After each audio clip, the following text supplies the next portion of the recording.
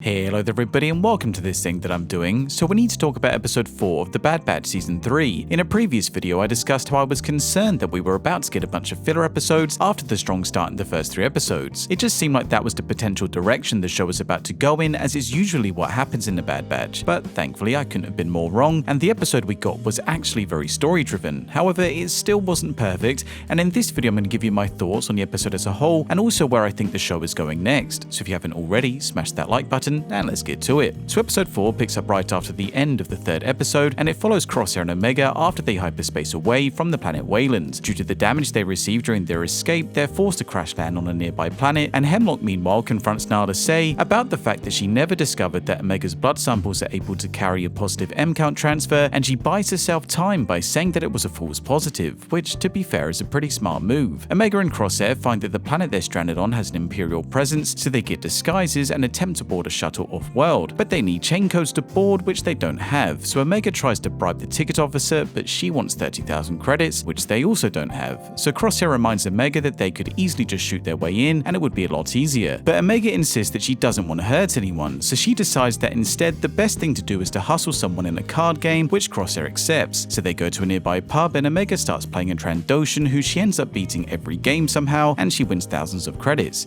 I really have no idea how she's so good at this game, but whatever. All of a sudden, a fat Imperial officer comes in for some reason who also wants to play against her, and of course she beats him too and wins another 20,000. The officer's then informed by a stormtrooper that they found Omega and Crosshair's crashed shuttle, and then we're led to believe that he either knows or suspects that it's theirs because he stops them from leaving, but he doesn't, and in the end he just fines them for illegal gambling and he makes them give back 10,000 credits. But it's okay because they still have 35,000 credits, which is more than enough to buy the tickets with.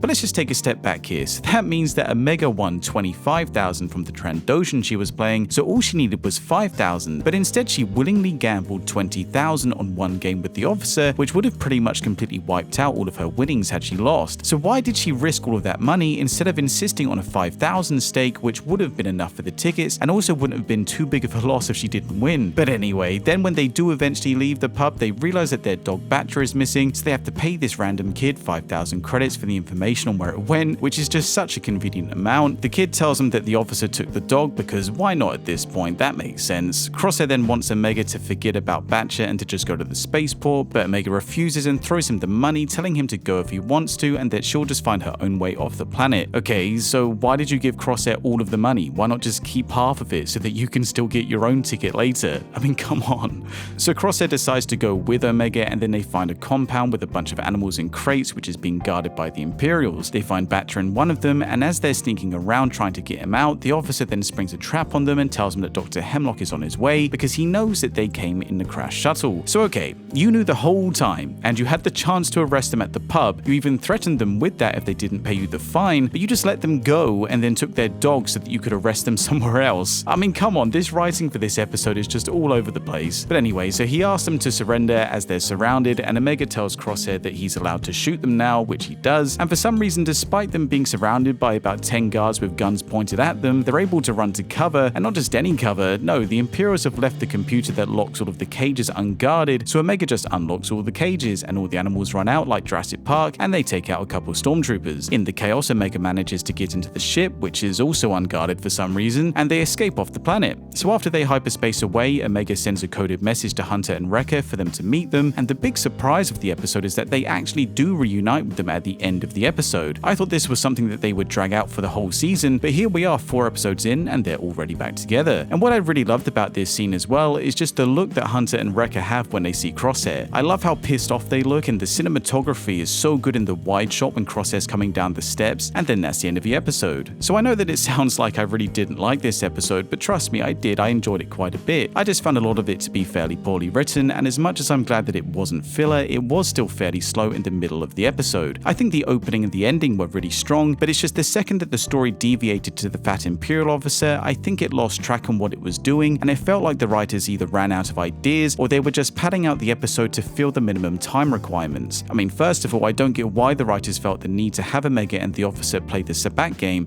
I assume it was sabacc. It didn't add anything of value to the episode, and it would have been far better if they just kept the officer at the bar and had him watch Omega as he finds out about the crash shuttle, and then he can piece things together there. And moreover, he has the perfect opportunity to arrest them at the bar, car, but he chooses to instead steal the dog and hope that they come after him, and also that they're even able to find him in the first place. It just felt like the writers had 2 bullet points that they had to achieve in this episode, one being Omega and Crosshair need to escape the planet, and the other being that Hunter and Wrecker need to meet them by the end of the episode. And then they just kind of lazily fluffed out the middle section by having them completely abandon the original escape method because it didn't take up enough time. So they added in the unnecessary 101 Dalmatians meets Jurassic Park side quest when they could have made a far more interesting and tense story, like for example they could have got onto the shuttle and then they had to overtake it because they were compromised, and then they meet Hunter and Wrecker on the ship that way. But with that said, it really wasn't bad, it just could have been better, and the episode was more than worth it for the ending alone, and the fact that the story has now fast-tracked the reunion of the Bad Batch. So then what happens now that everybody's back together? Well, I wouldn't be surprised if we see Rex in the next episode as we see him in the trailers. Omega and Crosshair will obviously tell Hunter and Wrecker about Tantis and the experiments they're doing with the clones, and of course Rex is already building his clone rebellion army, so will no doubt want to rescue the clones being held on Tantis. And looking at the upcoming episode titles, we can see there's a 2-parter coming up in episode 6 and 7, which are titled Infiltration and Extraction. So could this be an attack on Tantis? Well, it could be, but I don't think it would happen this early in the season, and I think it's also a bit too early in the story for it to make sense, as the attack on Tantis would require a lot of planning, which they haven't done yet, and they'd only have 1 episode to do so, especially with the second part being titled Extraction, which kind of implies the attack would go successfully, and the extraction you would assume would be the clones and/or Nala Se, at which point what else are they going to do for the rest of the season? So I think it's far more likely to be what we see in the trailer with Fee, Hunter and Wrecker attacking the Stormtrooper transport, and when they're also being attacked by the clone gunships. Now what they'll be extracting, I don't know. Could it be a Sarge Ventress? Probably not. Maybe it's Tech who actually is alive.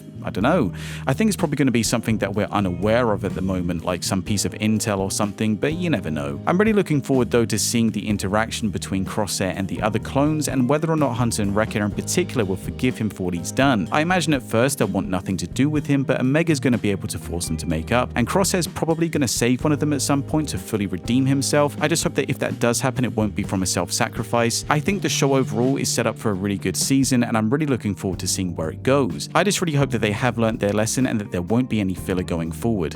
But that's just me. What do you guys think? Did you enjoy the latest episode? What do you think is going to happen next? Let me know in the comments, and also don't forget to like this video and hit that subscribe button. I'll see you in the next video. Have a good one.